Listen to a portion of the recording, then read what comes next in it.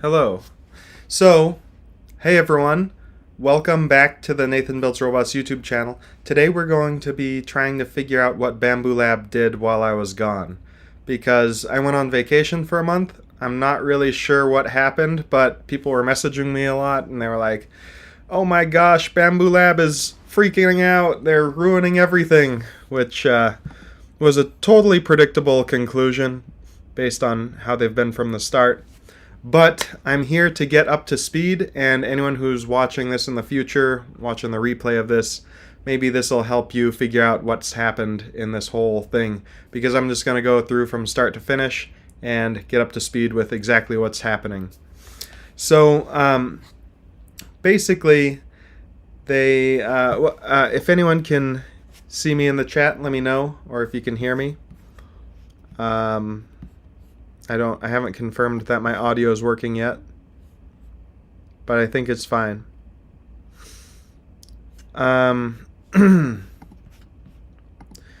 Yes, hello everyone. Thanks everyone for joining. I'm going to be leaning on audience participation to see what's going on here. I'll paste the links and pull up some websites as we're going along. So let's get some background. Bambu Lab, the company, they've been around for about 2.5 years now, and from the start they haven't really been very open source friendly. So let's just go to the Bambu Lab website to begin with. More interestingly, their blog. So from the very start, if we look back to their very first blog post, you could tell that there was something up with this website. So they're like, hello world, this spaghetti monster, I believe this is one of the founders of the company, is writing a blog post in 2022, right around the launch of their product. They're talking about how great it is, blah, blah, blah. They're talking about, a crew of old comrades raising seed funding. I ran a poll back in the day on my YouTube channel asking people how big they thought Bambu Lab was. I'm going to go ahead and pull that up. It's going to take a minute for me to get to it, but I think it's worth going to. Bear with me, folks.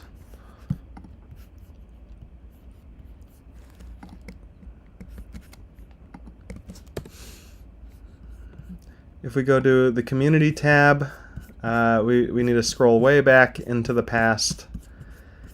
This was back when Bambu Lab first got started, and I asked people about how large do you think Bambu Lab is a company in their Chinese headquarters, not counting manufacturing workers. I'm just going to throw in a guess here. Well, let's say 10 to 50. Oh, no. Oh, come on, YouTube. Why you got to do me like this? It's not letting me preview the thing. That's okay. I'll pull it up on this other browser. Okay, so we go to the community tab. Basically, they launched this whole thing on Kickstarter, and everyone was like, oh wow, it's this tiny company, they're making a cool thing. And, we're just fellow members of the 3D printer community. Don't mind us, we're just, trying to contribute, make some cool stuff. But in reality, this is a very large company. So I'd say a majority of people thought Bambu Lab was between around 50 people. In reality, I think, according to my sources, they were already 400 plus people. They had already built hundreds of prototypes, validation prototypes to make sure their production was up to snuff. They had made multiple iterations of their printer before they came out with the Bambu Lab X1C. At that point, they went to Kickstarter. They made their plea to the masses of, saying, oh, we designed this thing and we need your help to bring it to market. We need your help, everyone. Give us more money because we need it to launch our stuff. But really, by that point, they had already raised venture capital funding and had hundreds of engineers and had, like, really iterated and made a very well polished design. So yeah, they didn't just come out of nowhere, and a lot of people kind of misunderstood how big of a company they were. They're definitely a much bigger entity than people thought they were when they were initially coming out. And you might think that this isn't a big deal, but when you're asking for people's money, and the people that are contributing to the project don't really have a clear representation of what or who they are, and maybe they're being more generous because they think this is some small team of engineers in a garage, then I think that's a little problematic.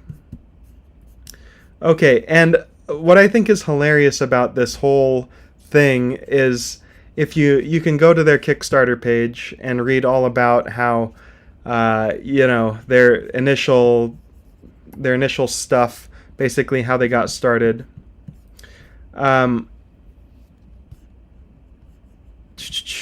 If we go down to here,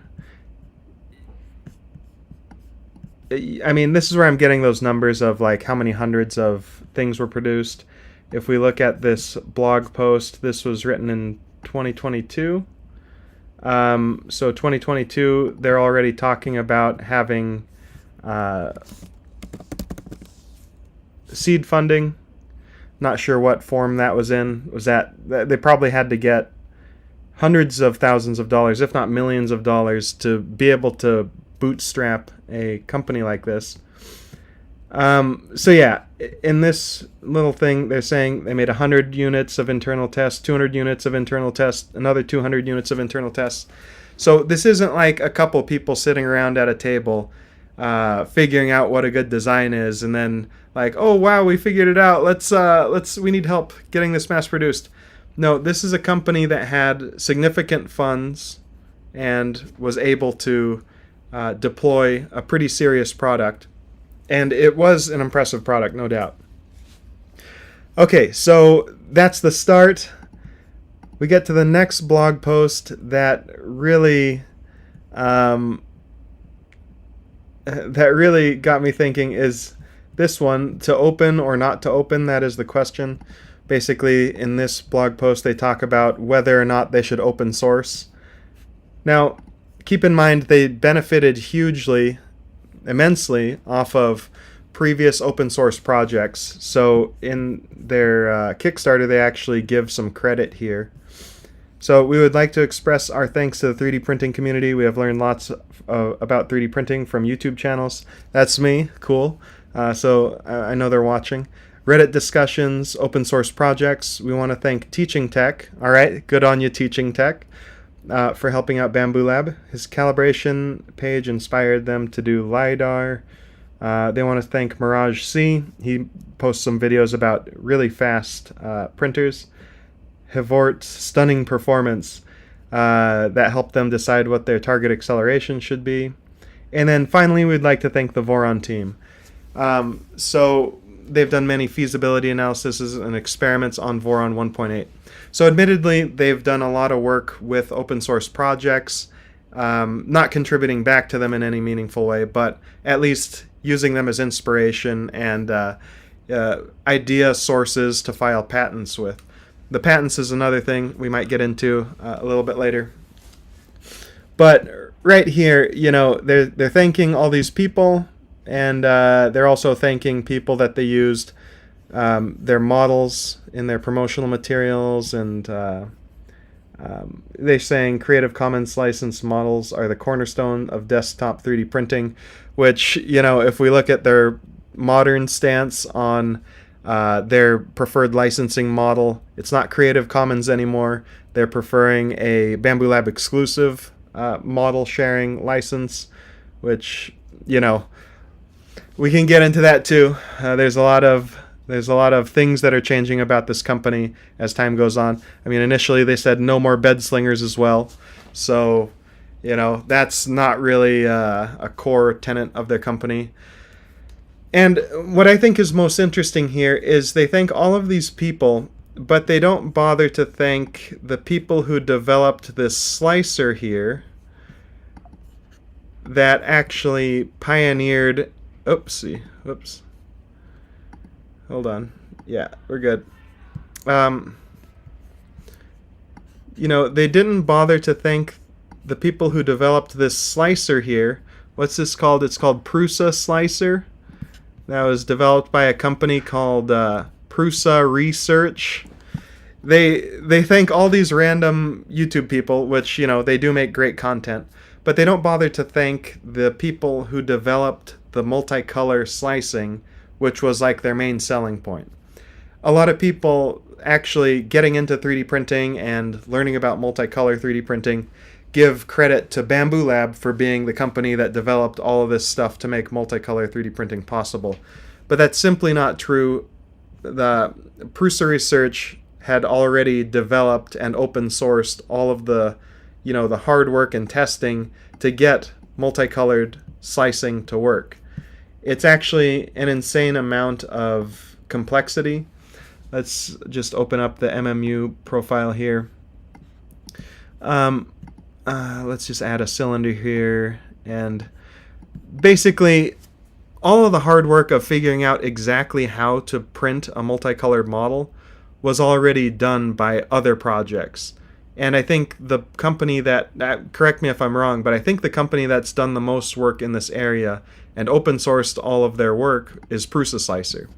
Now when you go into Bambu Studio, it's basically, the same thing but reskinned, and they did add a lot of features, admittedly, and they open sourced that slicer. Will Bambu Lab continue to offer an open source slicer? I actually predict that they're working on or are in the later stages of developing a closed source slicer. All signs point to that being the most logical solution, because to enhance the capabilities of 3D printers, now we are looking at things like non-planar printing. If they do some weird kinematics or weird multicolor thing that's non-standard hardware, then they're going to need to develop their own slicer. And why would they want to share that with everyone else? Because everyone else would just copy them, just like they copied everyone else.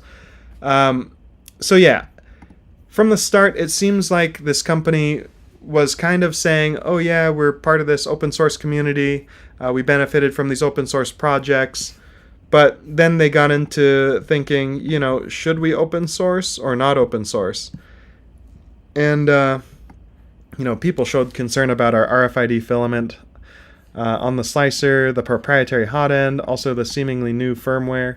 This is actually a very good question. So they talk about whether or not they should open source. And they're actually filing patents. So the patents, they're saying their patents are open for the community to use, but they're closed for commercial use. What does that even mean? So they're saying that this doesn't really mean anything, because if you infringe upon their patent, if like a random community member is doing it, they're not going to file a lawsuit against them because there's no money in it. They would only be interested in filing a lawsuit against other commercial end users who are using their technology, because, those are the people that you can collect large sums of money from. Yeah.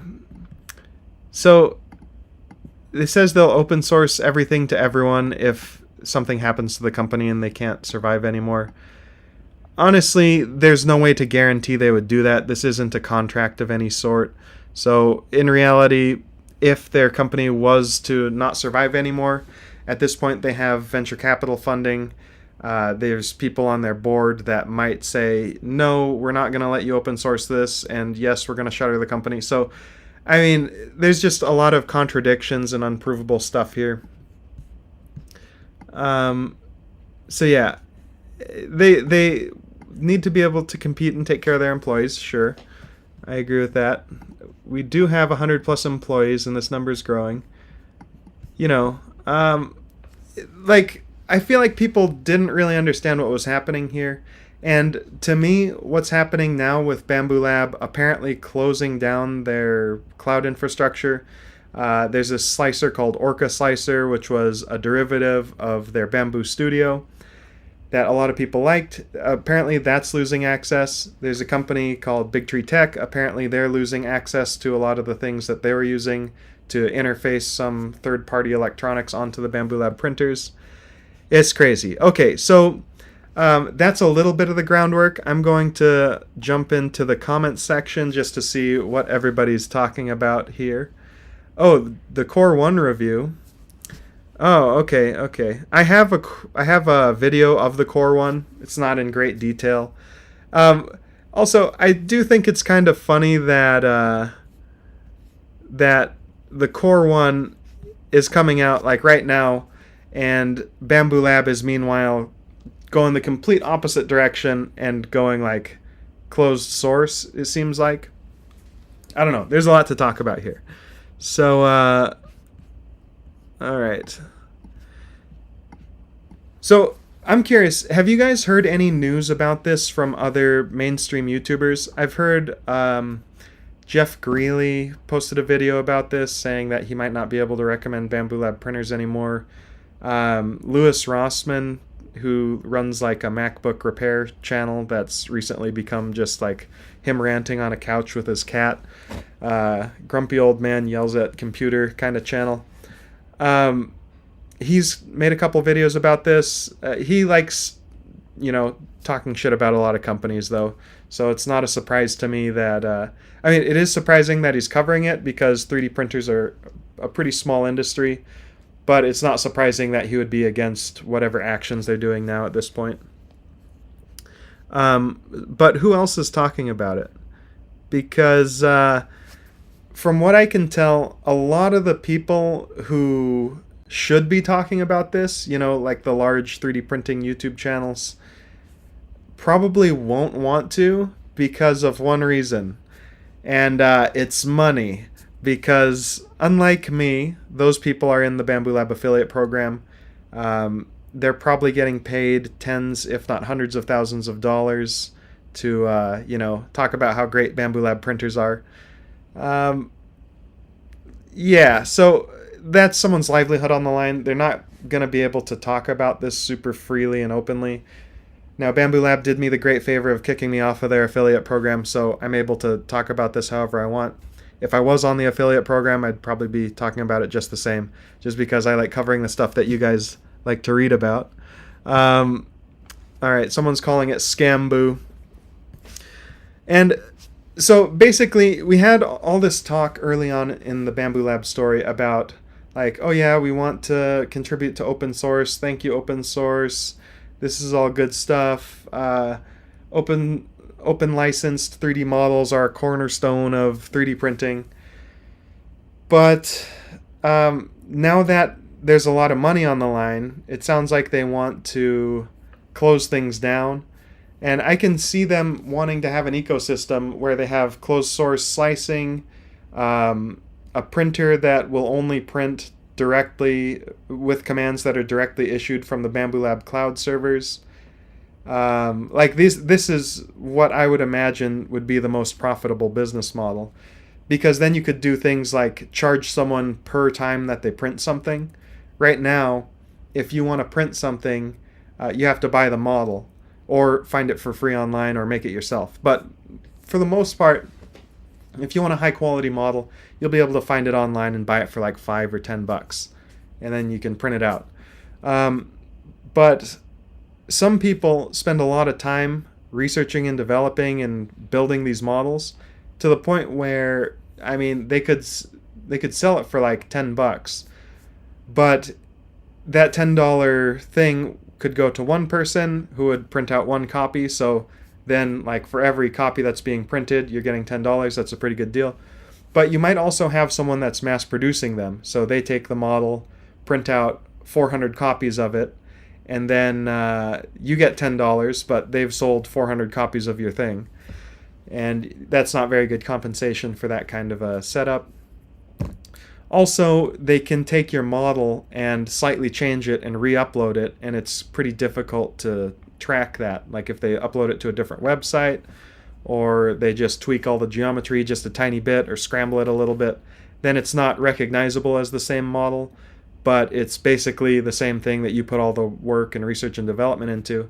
So I can see that being useful to people who create models professionally, but it's going to get into a situation where, like, it's not going to be great for the everyday person. Or, not that it's not going to be great, but it's going to be a lot different than the way things are today. All right, Nero is also talking about it. Okay, that makes sense. A bunch of sub 10K subscriber channels, nothing I could name, are talking about it. Yeah, from what I can sense, there's a lot of community outrage. But at the end of the day, your outrage doesn't matter because Bambu Lab was using you guys to basically bootstrap their company and gain enough popularity to become a mainstream success. But at this point, it's time to just abandon you guys, forget what you guys want, and just keep on going. Because right now, I mean, the hobbyist 3D printer market is a certain size, and it is growing, but it's not going to be huge like a mainstream 3D printer could be. And okay, Nero's been ranting a bunch. Very nice. Hey Luke, thanks for joining in. Oh, hold on. My camera just froze. Let's see. Okay. Okay, yeah, I think everything's still working. Yeah, so, I mean, this is just all part of the plan, as Luke is saying. It's just executing the plan. Bambu Lab, since they've been in existence, they kind of view their printers as, like, you know, this thing that they own. I mean, you may buy it from them, but Bambu Lab kind of maintains a little bit of ownership over the hardware. And they are, you know, responsible for the user experience, especially when you sell this to someone who isn't very good at 3D printing. They might run into a lot of issues, so locking it down is actually going to be kind of important for that business model and that type of customer. And really what's going to happen is basically Bambu Lab is going to be abandoning us. And it's kind of something I saw coming because, you know, there's just not much more to grow in the market that we're in. They've got venture capital funding, so they need to get bigger. They need to grow the company, and, you know, they're thinking about how can we make the company bigger? What are some markets that we could tackle if we changed the way the printers worked? So yeah. Another thing to think about is companies like Disney and Nintendo. A lot of the models are ripoffs of Disney and Nintendo IP. So you might wonder, you know, is that going to be an issue with the copyright of people printing out their Bowsers or Marios or Mickey Mouses, just some random person modeling a Mickey Mouse and uploading it? Is that, you know, should that be allowed on their platform? It's violating copyright, so maybe it's not a great idea. Oh, someone just mentioned Linus also pointed it out on their show. So, yeah, basically, the 3D printing community is not that important in the grand scheme of things. If you like 3D printing content, if you love 3D printers, I mean, you're always going to want to have a cool 3D printer. I've got a couple in the background. Oh, speaking of, you know, a lot of people got obsessed with Bambu Lab, like it's the only printer that they wanted. I mean, I'm kind of a MacBook fanboy. I've got my iPhone. I've got my laptop here. It's all Apple stuff. And I see that as kind of what Bambu Lab is trying to recreate. So yeah. Oh, YGK3D's in the chat. I shared my own rant that seemed to resonate. TLDR, it's not about security, it's about control. Yeah, so that's the thing is all these companies, they always sell increased control as we're doing this for your security, which is a very palatable way to take people's data and make it private. Okay, the other issue, I'm kind of getting off topic, but the other issue that I saw with Bambu Lab from early on is their heavy emphasis on cloud integration. So basically, Bambu Lab has always pushed users towards using the cloud, and that's something that I really disagree with. I think that if you're using 3D printers professionally, you shouldn't be running them on the cloud.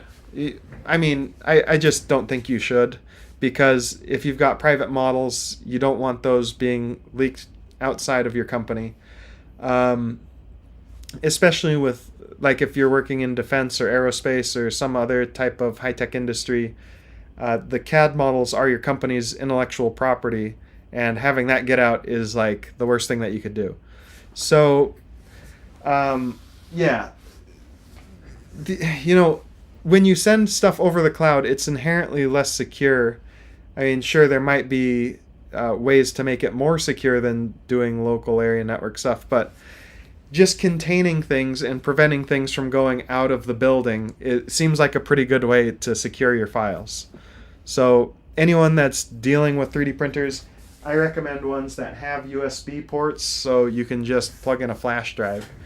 And people are like, oh, you can do LAN only mode on Bambu Lab printers.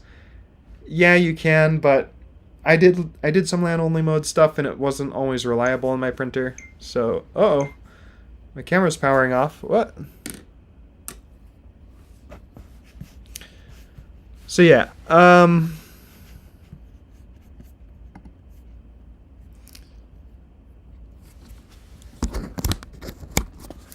hold on. We got this. Okay. The microphone's still going. Wait. Oh, we switched over to my... Okay, we're on this camera now. That's much better. I was using my my other camera. But yeah, that's the other thing that nobody's really talked about is they are gonna be making money on your data. That's what all big companies do. So let's make a little chart here.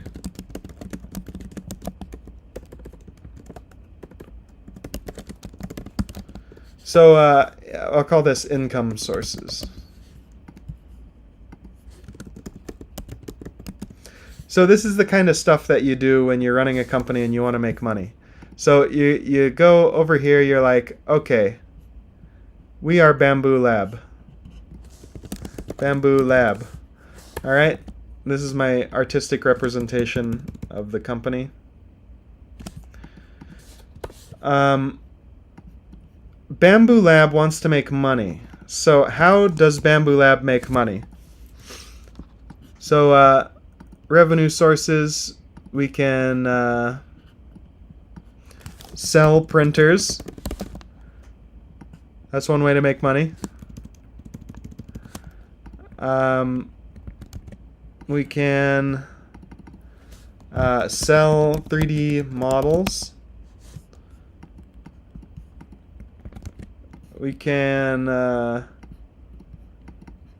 sell, let's see, what else? We can sell consumables. So like your, there's all sorts of consumables on a 3D printer. And this might be one that I don't know if they're doing this or if they plan on doing this, but let's see what else they could sell that's of value that you're giving to them. Yeah, they could sell your data, or at least use it.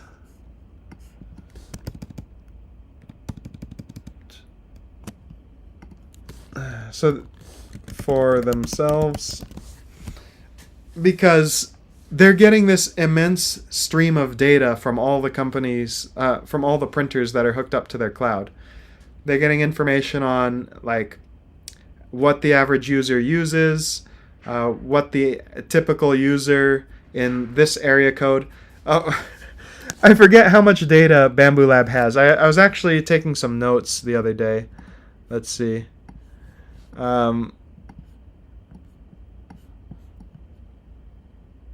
Okay.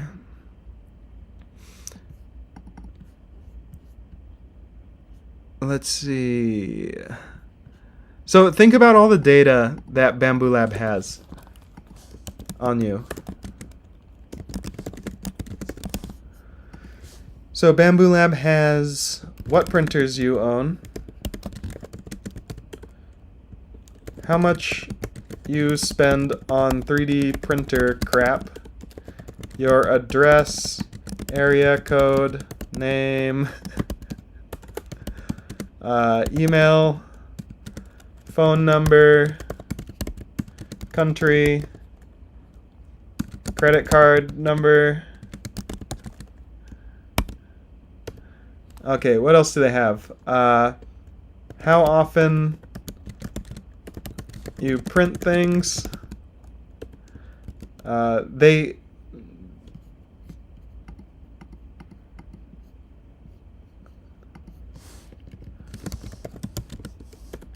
Let's see. We'll update this to what data Bambu Lab could have access to. Okay. I need some help, guys. What else does Bambu Lab know about you? How often you print things, what your favorite models are on Maker World.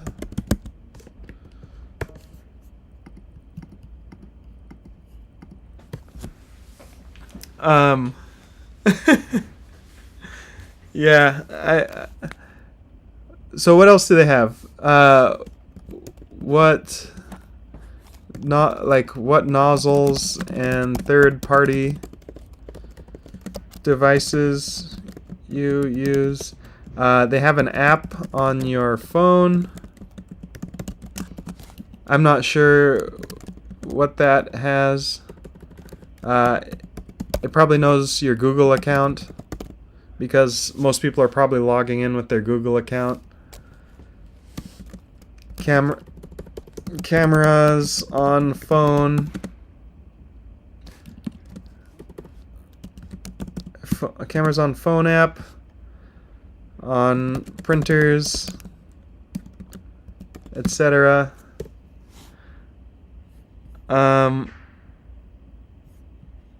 They have, they have your CAD data. If you're sending your prints to your printer over the cloud, they have a digital copy of what you're printing.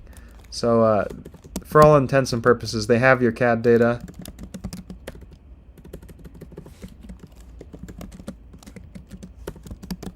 Oh,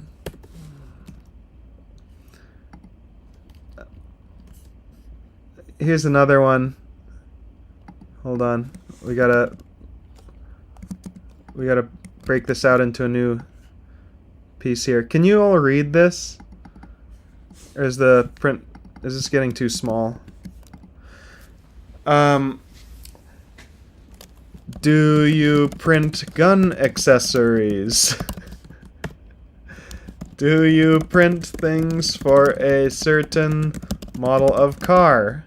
So they can figure out what what kind of car you have. Your IP address and intellectual property.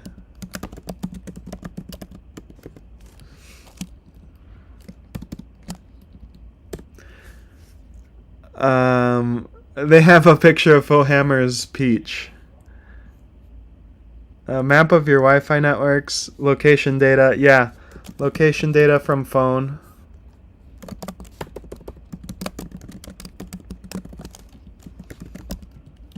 And shipping info. Maybe contacts? I don't think Bambu Lab printers have a GPS, but they can figure out roughly where you are based on your shipping address. So yeah, Bambu Lab has access to a ton of data. And they're probably using this for product improvement. Oh yeah, if you're on the forums,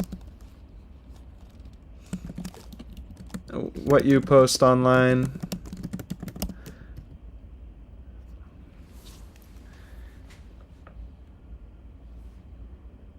Oh, cool.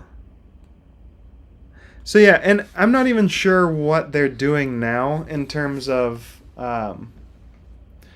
like what's the current thing everyone's upset about. Let's do another thing. Okay, what is the current thing everyone is upset about. So, closed access to third-party apps and hardware. So let's go ahead and read that article now, because this is the one that I think has really infuriated a lot of people. Okay, so let's go through this post. This was posted on December 20th. This is my third iteration of the article. Reflecting on my first two attempts at night, I admit my mindset wasn't ideal. While I strive to maintain... wait, what?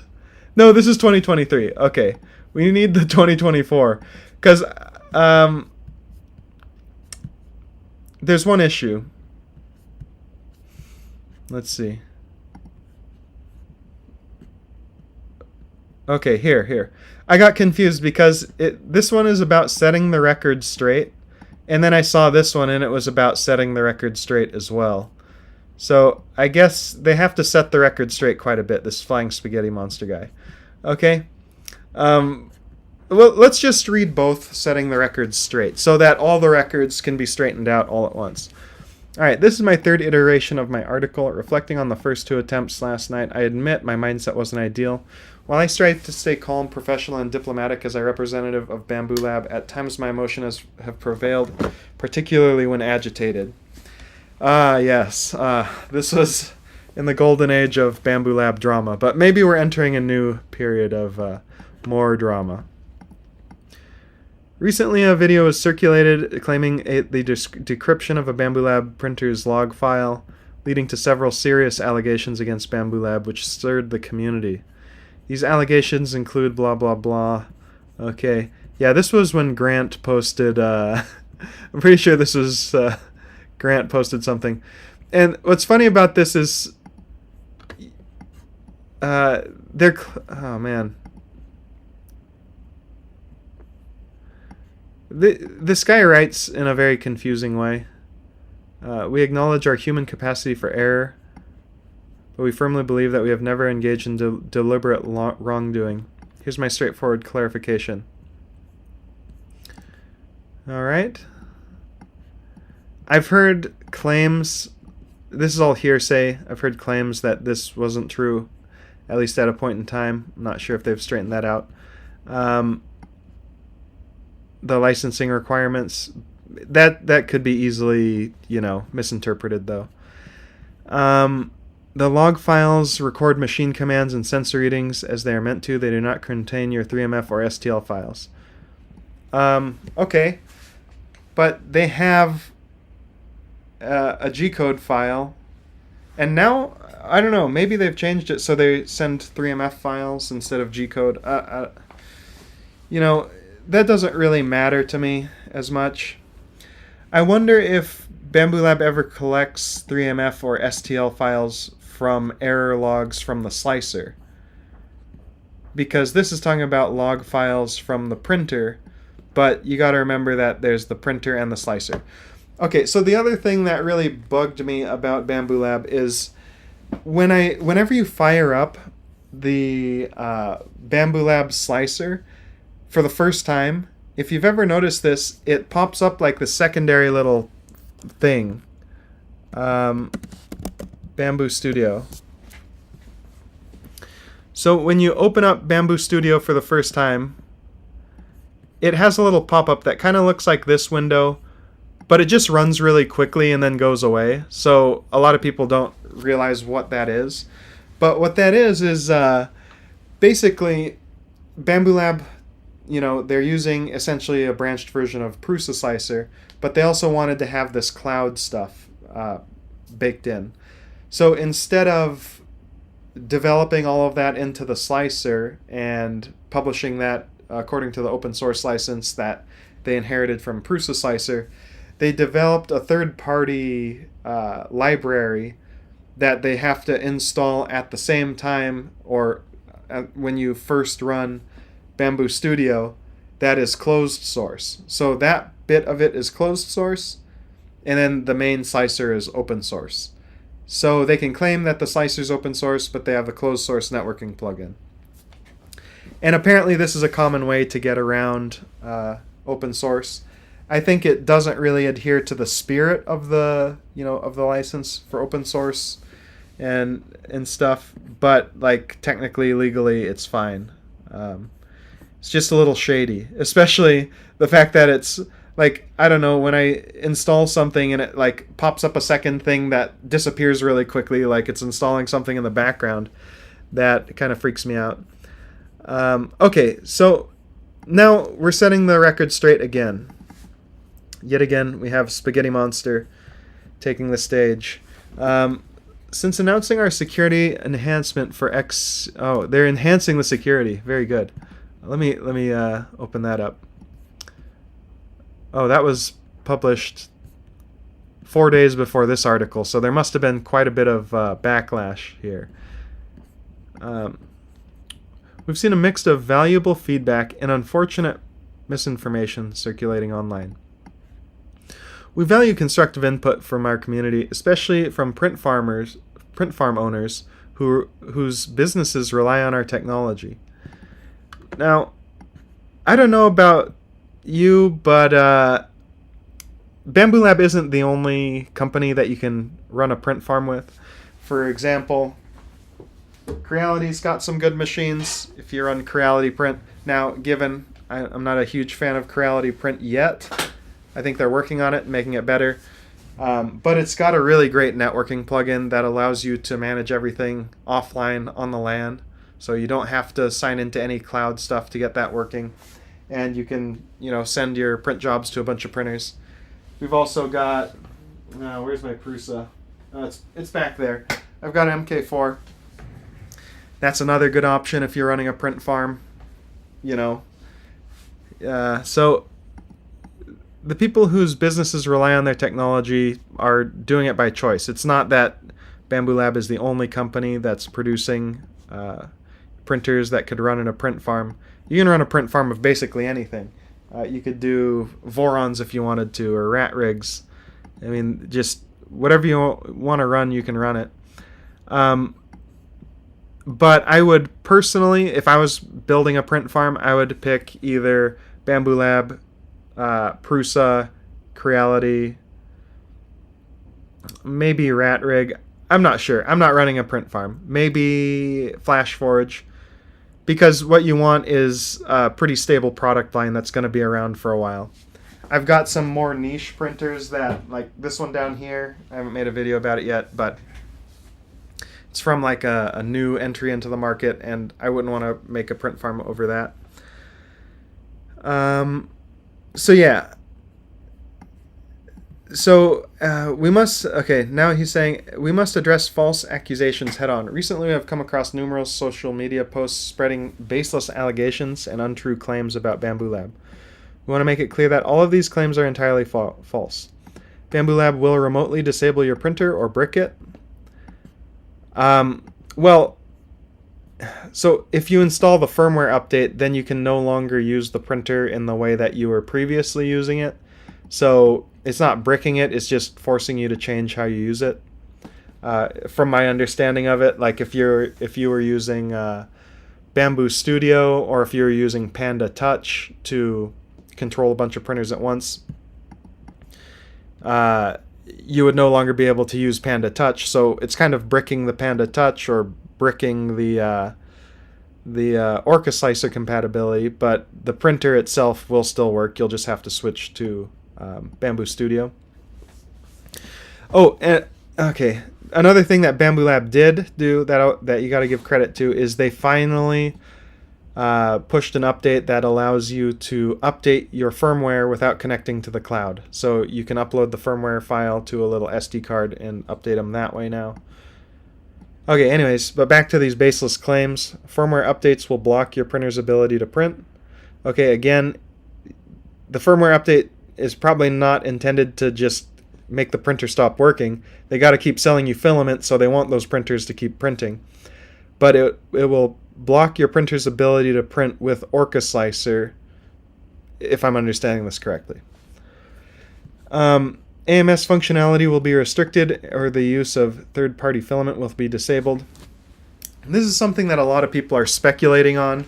I would say, like, if Bambu Lab wanted to make more money selling filament, then they could do this in the future. But this current firmware update is not doing that. Bambu Lab firmware contains Trojans or backdoors for unauthorized remote control. I don't know. I've never... Okay. The printers have a timed kill switch that disables them after a certain period. All 3D files printed are monitored, duplicated, or stolen. And a subscription will be mandatory to use your printer. Oh, that's interesting. I've never even thought about that one. That'd be great if they sold you the printer and then forced you to pay like $30 a month to keep it running. But these are all things that they could do in a closed ecosystem, in theory. But these are not things that Bambu Lab is currently doing. So it says that all 3D files printed are monitored, duplicated, or stolen. But he doesn't say some 3D printed. He doesn't say some 3D files are monitored, printed, or stolen. Saying some 3D files might be anti-false. I'm not sure, but you know, he's using a very specific word here. This is all written like it's, you know, legalese essentially. They want to be accurate, I guess, and I guess the clarity is appreciated. So this article will clarify our stance, outline the facts, and explain how third-party integration will continue seamlessly through Bambu Lab Connect. Bambu Connect. Oh, where have I heard that before? Let's see. Prusa Connect. Oh, no, I'm not thinking of Bambu Connect. I'm thinking of Prusa Connect. Never mind. They sure have a great way of coming up with names at Bambu Lab. What was that mini printer? The Prusa Mini. This one? No. Oh, no. No, the Bambu Lab A1 Mini. Yeah, that's the one. Okay. Yeah. These don't look similar at all, do they? Huh. Name, size, price point. Okay. Anyways. Yeah, so they're just... This is just a continuation of their idea to basically steal everything from Prusa and then continue to say that they're better than Prusa, or, you know, I don't know if they claim that they're better than Prusa, but they certainly act like they are. But in terms of, like, openness and, you know, community participation, I would say Bambu Lab is not... doesn't give me the warm fuzzies the same way that Prusa does. Oh, okay. He's just had a fight with the panda. Why does this dude... Why does this dude always look like hammered crap? Okay, let me do my hair. If you're gonna... Hold on. Let me get... Yeah. Let me just clean myself up a little bit. I got this nice little electric razor. We can just... There we go. Alright. Now we're cleaned up a little bit. Alright, is that better? Wait, hold on. Let's see if we have a hat. There we go.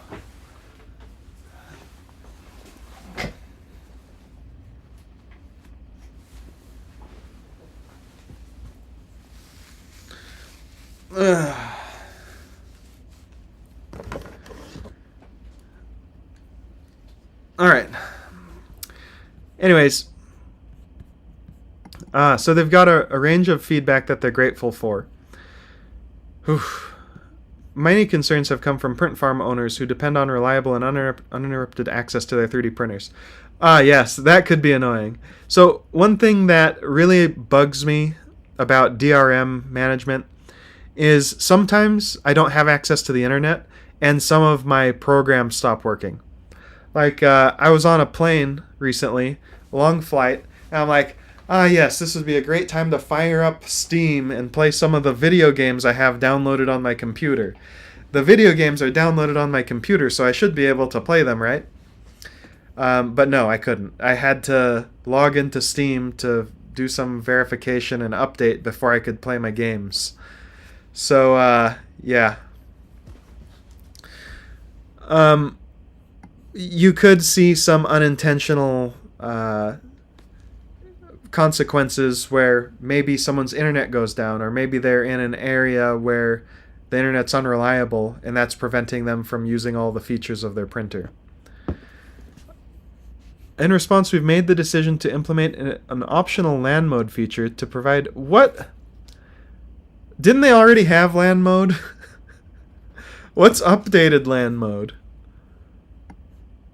And then there's developer mode. That'll give you full control over network security. Well, that's pretty cool. I mean, so what's everyone complaining about? Sounds like you can enter developer mode optionally and get access to using Orca Slicer. Is that right?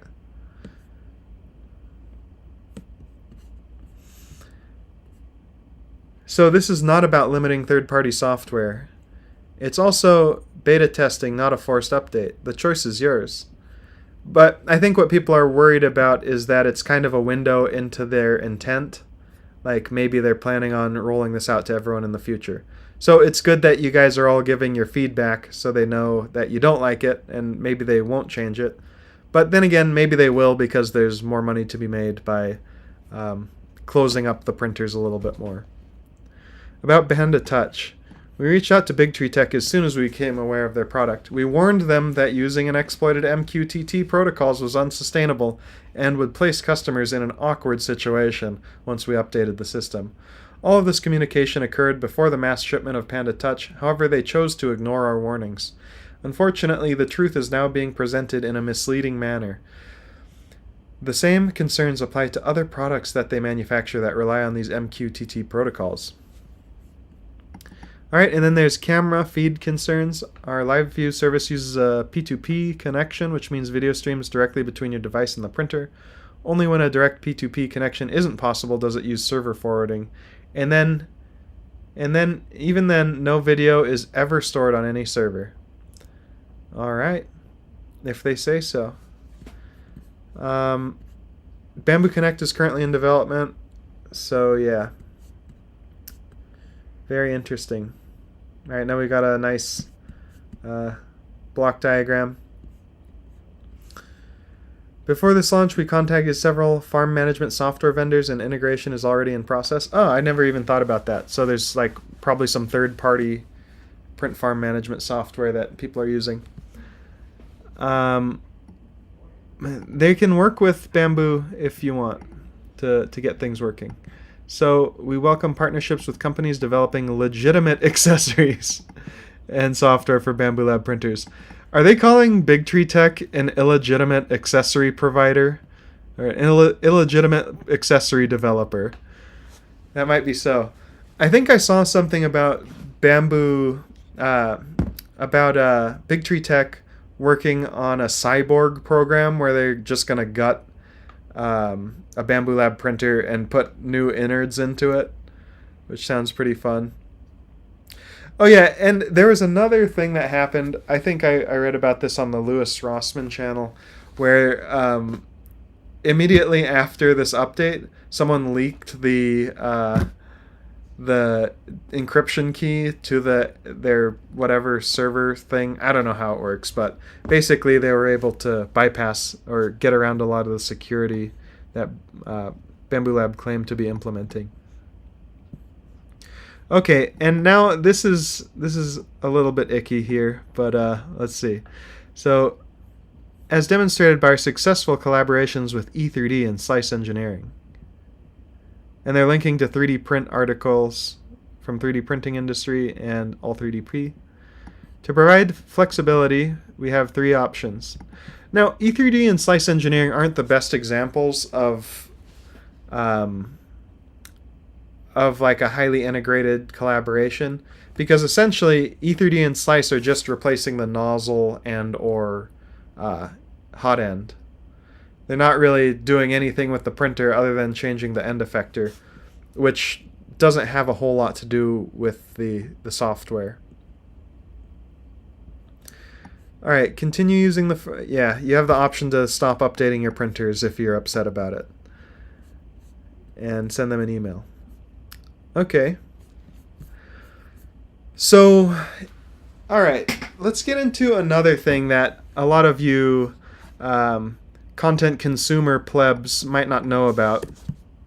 And this is just something that I'll bring up in brief and then move on from it. But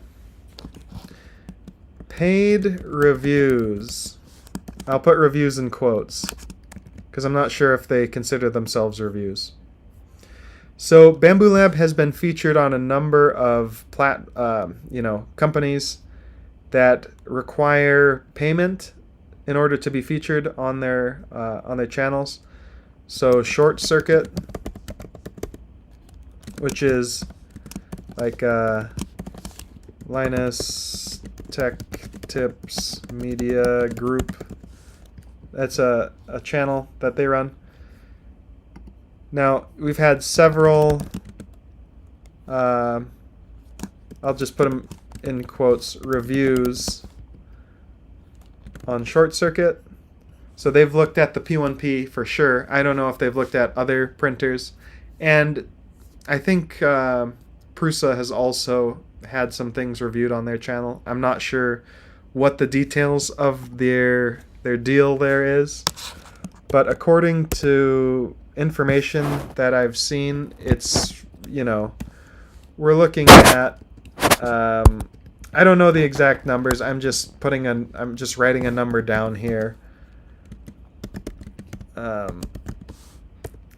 don't know if that's accurate. So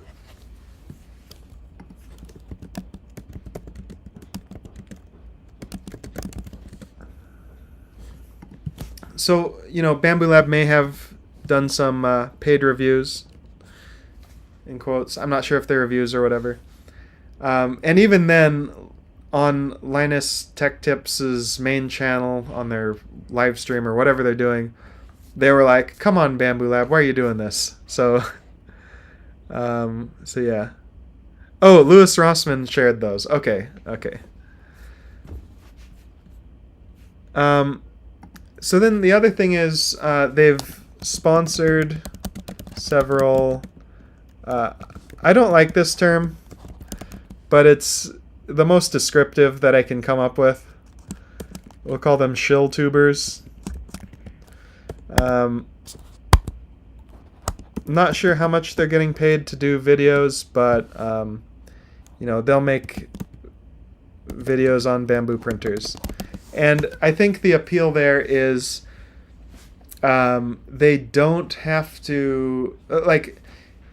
there's not a whole lot of point in sponsoring videos for my channel or other 3D printer channels, especially smaller channels, because our reach is mostly in the 3D printing hobby. I dare say that everyone watching this stream right now probably has more printers than they should have. So that's not Bambu Lab's current customer that they're trying to reach out to. They're trying to reach out to people who don't have a printer.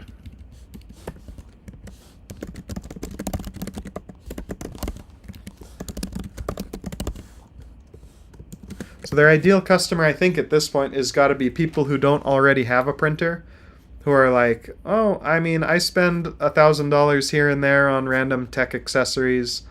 I guess the next thing I'll buy, instead of getting a drone, I'll get a 3D printer, and they buy a Bambu Lab printer. And then maybe they like it, maybe it turns into a big hobby for them. So, pretty cool.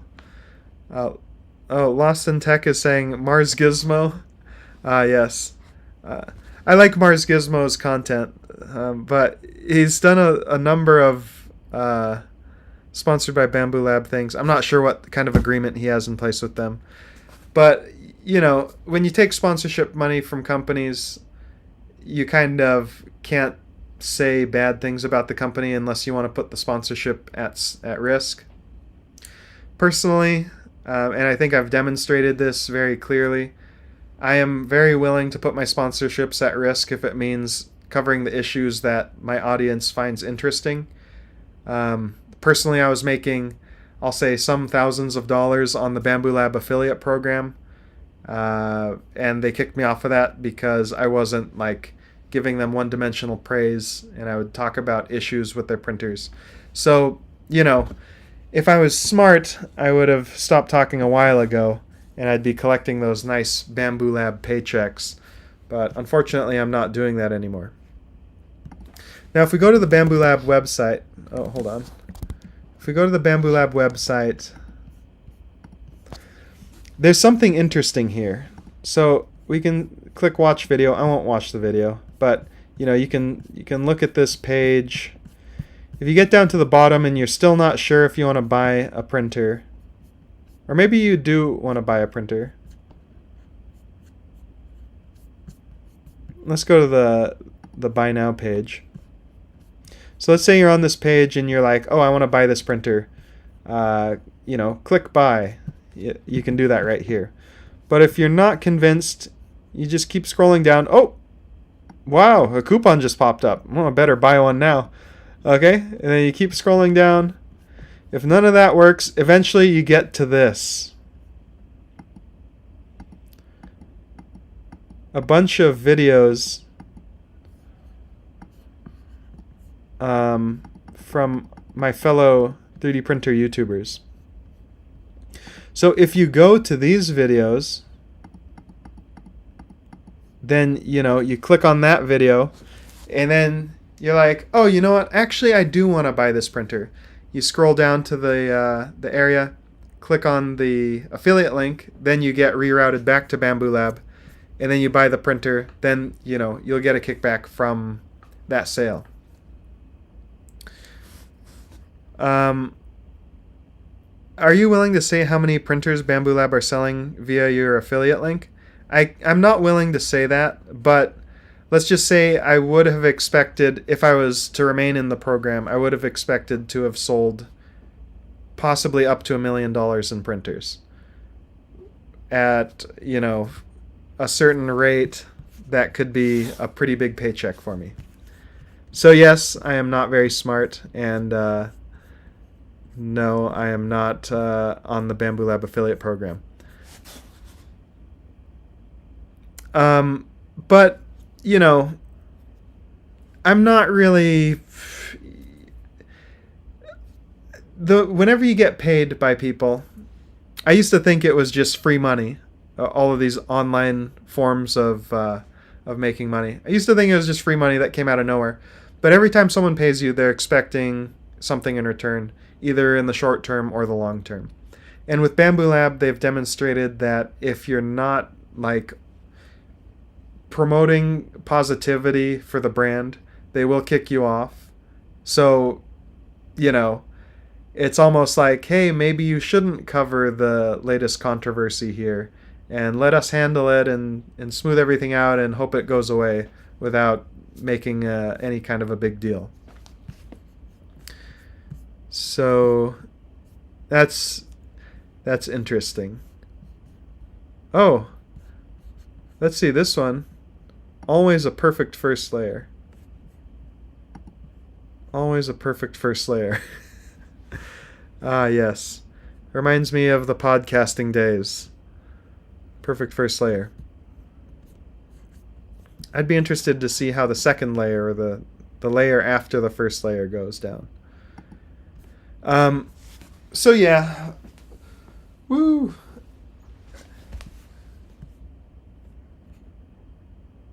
Oh, nice. Keeps Games 3D. Picked up a K2+. Yeah. I mean, it's a pretty good printer. I've got one back here. Creality sent me this K2+. What I like about Creality and why I like to keep working with them is they do a decent job of keeping up with open source commitments. So they might not be the best in terms of publishing all the pure source code and following the license to the T, but they do post a lot of like source code. I don't know. I'm not a software engineer here, so as far as I can tell, they do a decent job of uploading things and participating in open source, and they aren't running up a bunch of patents. So at Bambu Lab, they're working on their patent portfolio, which might actually screw the entire industry over if they decide, you know what, we made these incremental improvements over time, and now nobody else is allowed to use them, so yeah, 3D printing belongs to us. And they've certainly got enough money to pull something like that off. Oh yeah, so the podcasting, I just needed to focus on more on my channel. I was getting really busy with stuff and had to drop something, so I stopped the podcast. But, you know, it was a good time. You guys always have good questions to ask. Yes, that's the other thing. With Creality, you can root almost all of their printers and run Clipper. So that's not something that I'm personally doing with my printers because, you know, their firmware works pretty well, so I'm not going to mess around with it. But I like having the option to. So, yeah. Oh, you're not supposed to... Hold on. Anyways, so, I don't know what you're talking about, Rage Smirk. What is that? Anyways, let's change the subject. We gotta turn the camera a little bit. Well, yeah, there we go. So, gosh, I can't stop busting embargoes. I gotta calm down. Okay, so, anyways, yeah, and while all this is going on, Prusa is coming out with their Core 1, so that's pretty cool. I actually did visit the Prusa factory about 2 months ago. I haven't made the video about it yet, so we'll maybe talk about the Core 1 a little bit later. I think since I filmed inside of their factory, I think it's like a common courtesy to let them preview the video. So I'm going to work on that soon. That's the Creality Buy, not the Creality High. It's the BYE. And who knows if it works or not. I mean, I don't know anything about whether these are good layer lines or not, but yeah. Okay. Yeah, the Core 1's awesome. I mean, really, we need to just realize that there's other companies out there.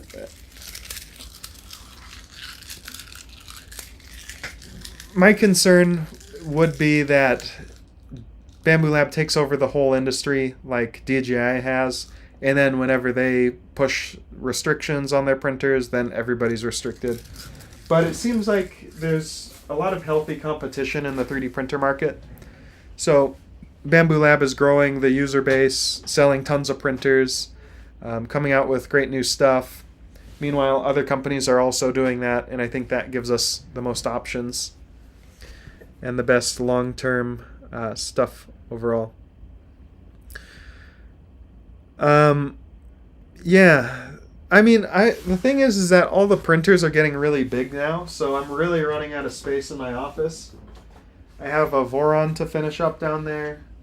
I've got this thing, which maybe we can take a look at that a little later. Yeah, Bambu is trying to be the Chinese Stratasys, possibly. You don't trust Bambu Lab with all of your data. That's probably a good thing. I wouldn't trust any of these companies with all my data, just to be clear. Like all of my Prusa, I run offline. My Crealities, I run offline. It's just use a frickin' flash drive. It's not that hard. I really like the way that the Crealities do offline workflow. You just have a flash drive, plug it in, start your print job, and then it copies the file over. And then if you wanted to fire it up on another machine, you can plug it into the other machine and run that. Yeah, I completely forgot about the the other stuff I have in here. I don't know if it's under embargo or whatever.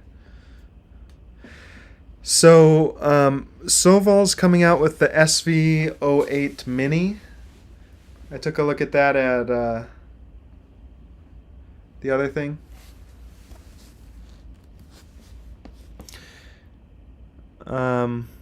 Yeah. I mean, I went and saw the Core One at Prusa's factory. I also saw it at Rapid TCT. So the design isn't really a secret. However, there might be some last minute changes that they've made to the design to make it better. I mean, you know, anytime you do an iteration of a design, you should be making it better. But overall, I was really impressed with what I saw at the Prusa factory, and I'm looking forward to pushing a video out about that. It's just I've been traveling for like the last 2 months, basically. Finally taking a break from pumping out YouTube content for all of you. But yeah, I've got a huge backlog of footage, and I'll be editing a bunch of cool videos together. What I liked about the Prusa factory tour, just seeing what they have behind the scenes, is a lot of companies claim to use, you know, premium components, whatever that means. But I was looking at like the linear rails and stuff, and yeah, they're using high spec stuff. So I'm not sure what they're going to be using on the Core One, but I'd be interested to find that out.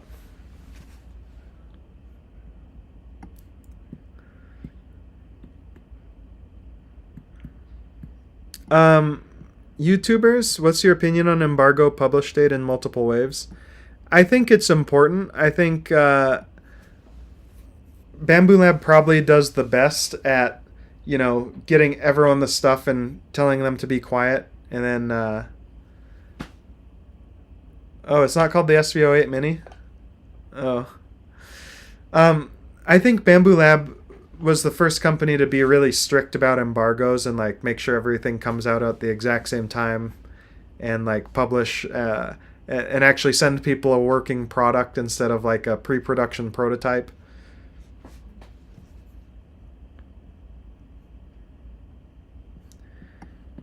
Yeah. Core One's going to be cool. Also, the K2 Plus is pretty cool. I'm looking forward to the K2 Minus. You know, are they going to make a smaller K2 Plus? And also K2 Max, if that's going to be a thing. Because Plus implies, you know, there's a regular, a mini, and a Max maybe. So, of those, I'd probably like to see a K2 Max. Yeah. I don't know what that would be. But like, let's say it was like a 400 by 400. That'd be pretty sweet. Also, the Prusa Core 1, I think that's pretty much optimized to be the same size as the MK4. I'm not sure if they're going to make a large version of it because they already have the XL. K2 Giga, yes. Full-size Eiffel Tower. The Eiffel Tower is like a kilometer tall or something. Let's see. Eiffel Tower. Yeah, it's so... Oh, okay. No, it's 1,000 feet, not 1,000 meters. Okay, never mind. 300 meters. Engineering is very smart.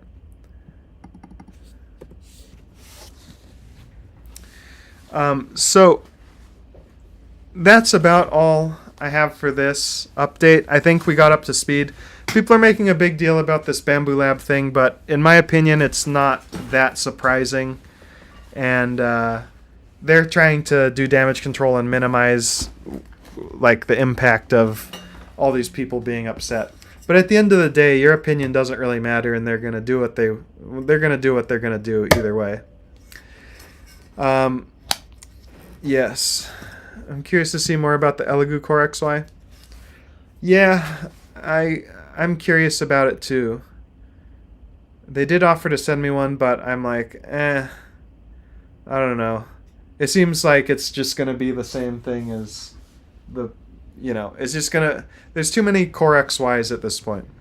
Elegoo tends to make a pretty good version of things, but yeah.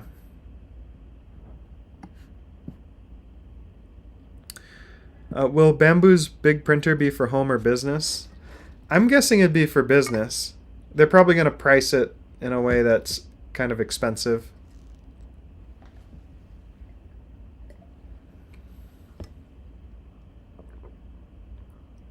No, I think the people being upset is not going to matter at all, really, in the grand scheme of things. It might slow them down like a week in terms of sales, but people have a very short memory. Like, a new printer comes out, everybody's excited about it, and then a week passes and everyone's like, I'm bored now. Like, the K2 came out how long ago? It's like 2 months ago, and everyone's already bored of it.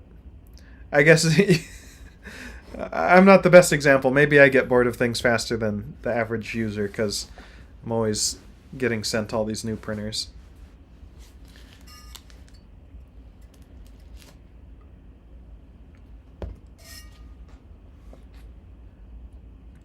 Oh yeah, so in the description of this video, this live stream, I have a Darth Vader quote.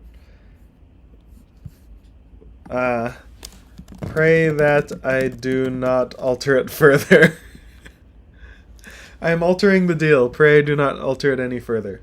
I think our response to anything Bambu Lab does in terms of changing their TOS is that, the Bambu Lab has decided that they're altering the TOS and to pray that they don't alter it any further.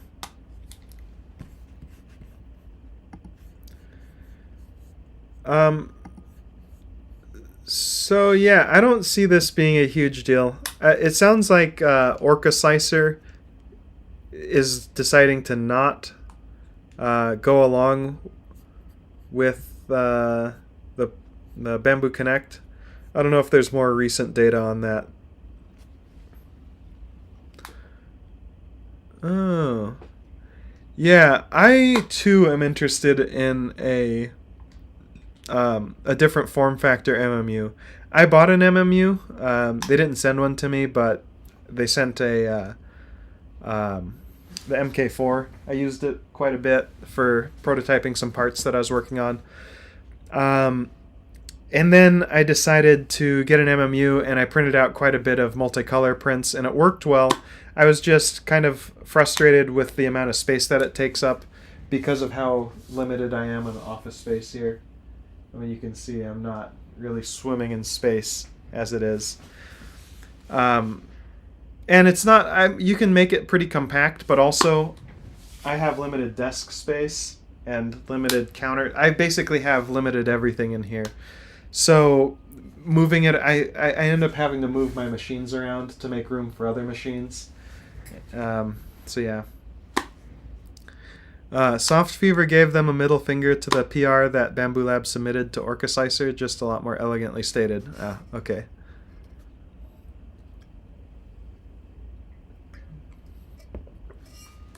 Okay, well, I don't know if there's any other 3D printer news that has come up in the last month or two. I've been out of the loop. It feels good to have not seen a 3D printer in a month. I just, had nothing to do with them. My microplastics toxicity level in my blood has probably gone down by an order of magnitude. So, yeah. Let's see. So, that's about all for this video. Thanks for watching, everyone. It's an hour and 20 minutes of fun. I think I'm all caught up now. And that's, yeah. Yep. So just remember, Bambu Lab is going to do the Bambu Lab thing, whether you like it or not. And they've got their own stuff to worry about. It's a company. They're trying to make money. They're trying to make their investors happy. I don't know, they've probably got a lot to deal with, so don't go too hard on them. If you don't like their stuff, just don't buy it. If you don't like what they're doing, just get a printer from another company. It's not that hard to understand.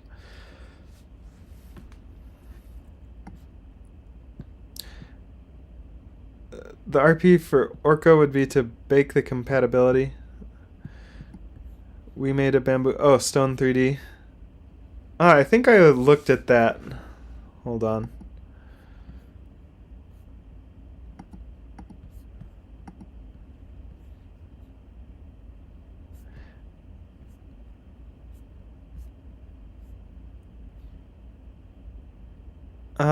Let's see.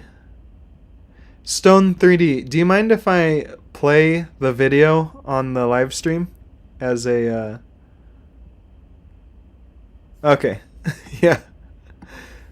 These videos deserve more views than they have.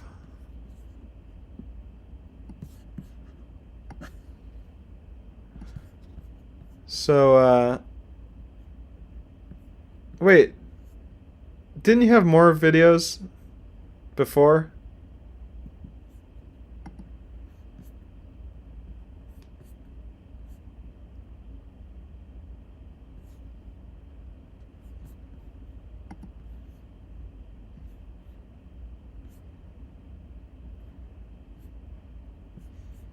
Okay, we'll jump around in this video a little bit. Okay, okay.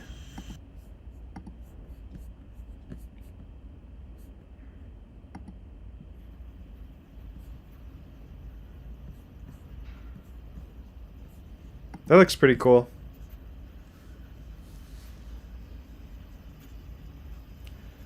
I like it. It's cantilevered.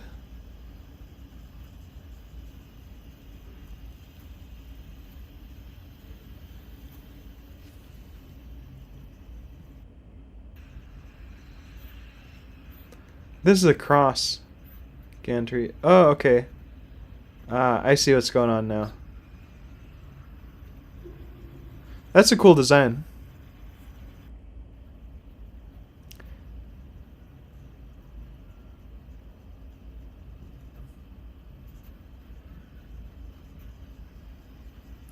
Yeah, I was actually playing around with an idea kind of like this, but in a polar printer.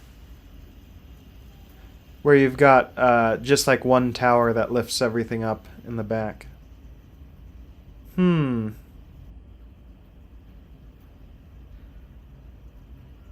Is this open source?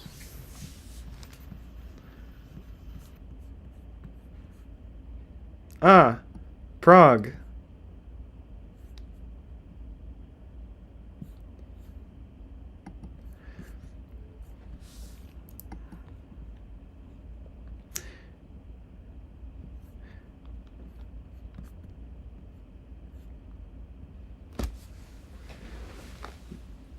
Yeah, that's pretty cool. So you have to share your hometown with Prusa.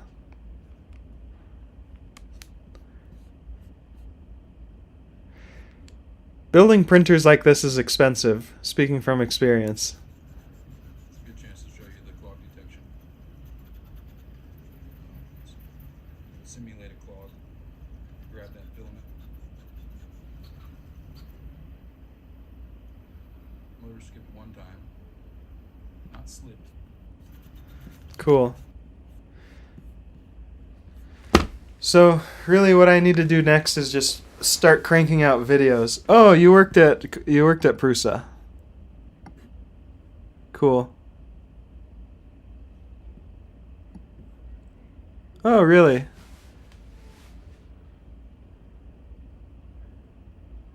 I'll have to use that. Now, Stone 3D said he developed the Nextruder and that it's short for Nathan's extruder. So maybe I'll have to use that if I ever am talking about the Nextruder again. I'll say it's my extruder.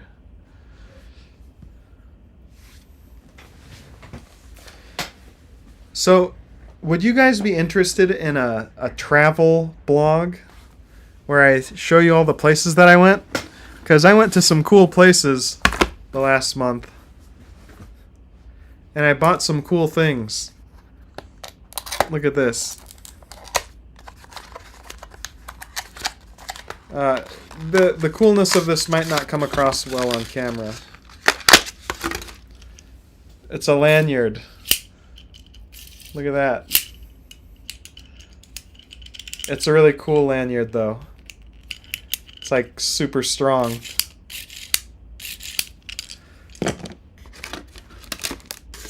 Check the Prusa live chat. I don't know how to do that.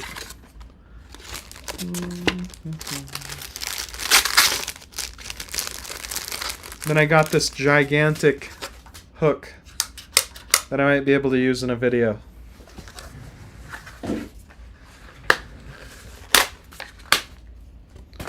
Look at the size of this thing. I can use it to hook things. Or printers. Or spools. Alright, this is a rambling stream. I've got some other things to attend to today, but I appreciate everyone joining, and hopefully we learned a little bit about what's going on at Bambu Lab. Personally, I think the whole situation seems a little overblown, but, you know, if people are upset with Bambu Lab, then that's always entertaining. Yes, hang a 3D printer up. Yes, like this mystery printer back here. Ugh. Okay, see you everyone. Good stream. Thanks for joining.